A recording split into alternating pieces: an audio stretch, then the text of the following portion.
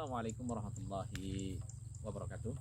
Sahabat-sahabat sekalian, saat ini saya sedang berada di sebuah tempat yang bernama Desa Sekar Putih, Kabupaten Ngawi, Jawa Timur. Dan desa ini terletak di bawah kaki Gunung Lawu ya. Di belakang ini ada gunung, namanya Gunung Lawu. Nah, Desa Sekar Putih inilah tempat kelahiran saya atau kampung halaman saya. Saya lahir dan masa kecil saya habiskan di Desa Sekar Putih ini. Nah, berbicara tentang Gunung Lawu ya, sahabat-sahabat sekalian, Gunung Lawu ini mungkin bagi sahabat-sahabat sekalian yang era 80-an ya, yang penggemar sandiwara radio dulu, itu mengenal Gunung Lawu ini sebagai tempat bergurunya Lasmini ya. Ya, itu dalam serial sandiwara radio Brahma Kumbara atau Sol Sepuh. Nah, itu mungkin sangat familiar di telinga teman-teman di era 80-an. Adapun dalam sejarah maupun dalam cerita-cerita para nenek moyang kita di sini, bahwasanya Gunung Lawu ini adalah tempat berakhirnya perjalanan dari Prabu Brawijaya V di Majapahit, yang mana nanti di dalam sejarah itu diceritakan Prabu Brawijaya V itu melakukan perjalanan bersama dengan rombongan beliau dari Majapahit atau daerah Mojokerto sekarang sana ya, di Jawa Timur, menuju ke perjalanannya yang terakhir ada di Gunung Lawu. Nah, berbicara tentang Majapahit, saya menjadi teringat ya, saat ini ada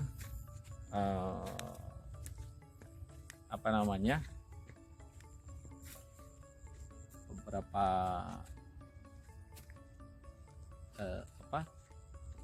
penyampaian yang disampaikan oleh orang-orang tertentu, bahwasanya beliau adalah trah dari Majapahit ya. Termasuk seperti Ustadz kita bersama, guru kita bersama, Gus Bahak ya. Beliau kalau ditarik nasabnya adalah sampai ke Majapahit. Tapi yang harus dipahami oleh teman-teman sekalian, garis keturunan itu belum tentu trah sebetulnya. Nah, makanya tidak ada orang yang mengatakan, oh saya trahnya siapa, misalkan trahnya Nabi Adam misalkan. Kenapa? Karena keturunan itu memang kita semua disebut dengan keturunan dari Nabi Adam ya, dalam bahasa Arabnya Bani Adam. Nah, Bani Adam atau keturunan Adam adalah seluruh manusia. Tapi dalam adat Jawa hal tersebut belum disebut dengan trah.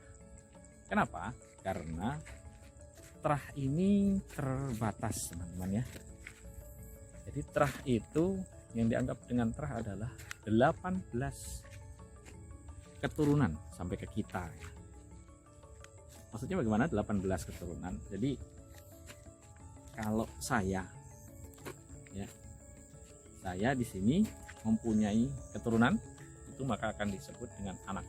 Itulah garis keturunan kedua. Anak saya mempunyai anak lagi, itu disebut dengan putu ya. Garis keturunan ketiga. Terus sampai 18.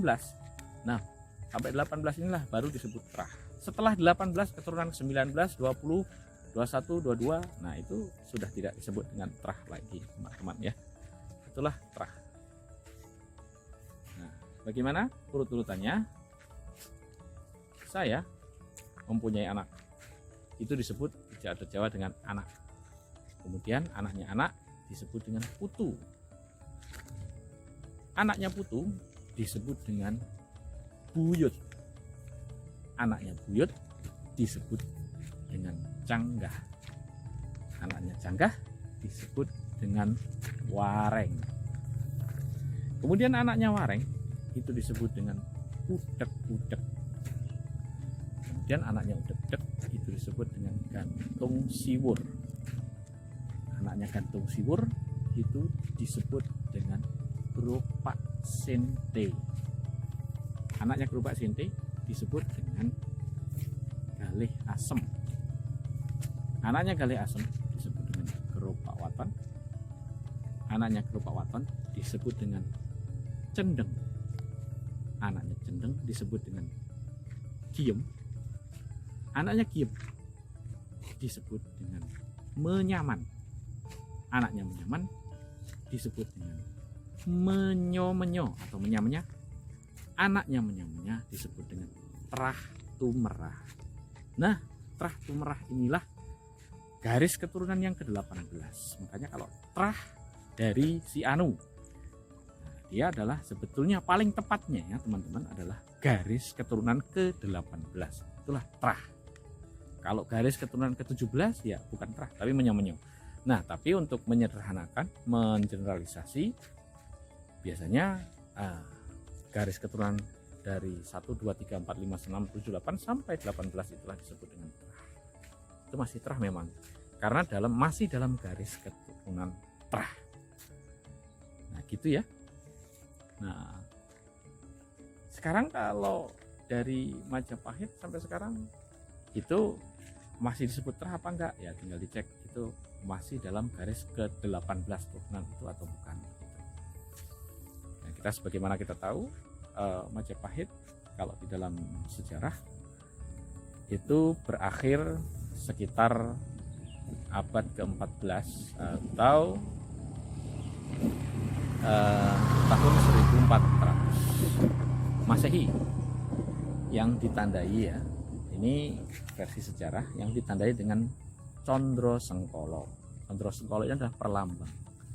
Condro Sengkolo yang berbunyi Serno Ilang Kertaning Bumi.